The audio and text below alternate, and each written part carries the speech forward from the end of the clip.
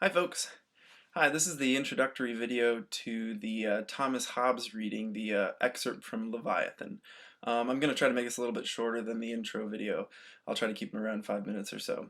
As you can see, I'm not in my mobile office anymore. I'm in my home office this time. I suppose I'll probably be recording from lots of different places as I'm using my laptop's webcam.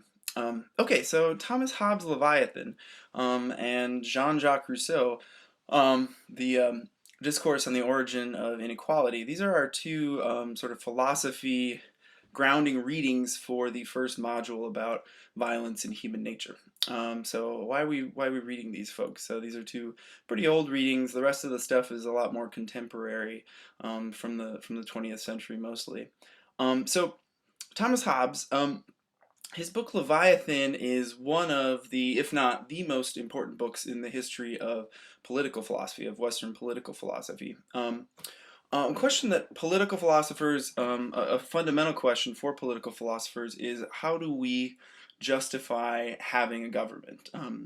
A government has authority over us, and so the question of why should we cede the government our own authority, give the government, agree to let the government punish us, to tax us, to conscript us for the military, right?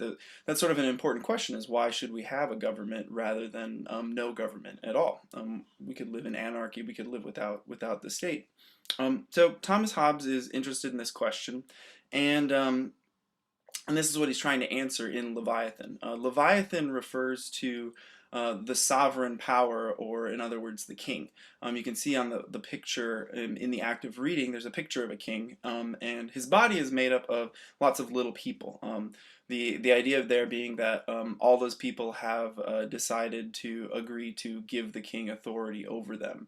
In other words, in more technical terms, what happens is everyone enters into what's called a social contract, where we agree. It's not clear when we get to agree. Usually, by virtue of just being born into a society, we're sort of assumed to have agreed to give authority to the government, and to let that government have authority over us, and obey its laws. If we don't obey them, we get punished, etc., etc. So Thomas Hobbes is trying to explain, why this is a good idea in his book Leviathan, or in other words, sovereignty.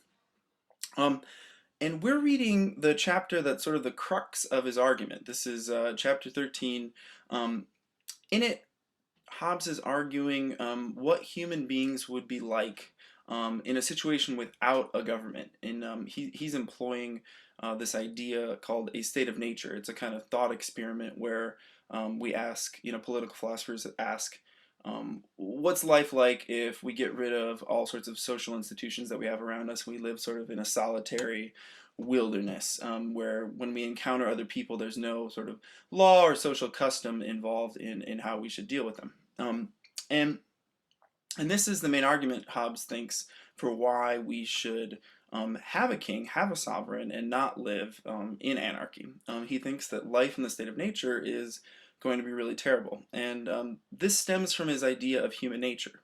And so this is sort of why we're reading this chapter, is we get one of the foundational myths about human beings, our human nature, how we act, how we are rational creatures, from Thomas Hobbes, that's still widely accepted today.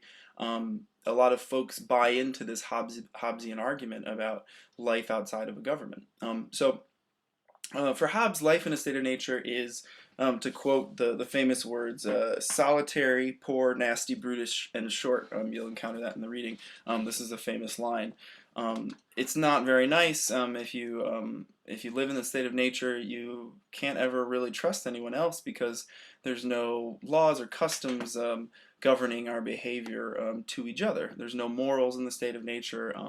It's basically a hellish place, a war of all against all, is the way that Hobbes puts it. And his picture of human nature and human rationality is his argument for this. He thinks that human beings are these purely self-interested individuals who act instrumentally in trying to fulfill those interests. And this is what leads to this kind of war of all against all.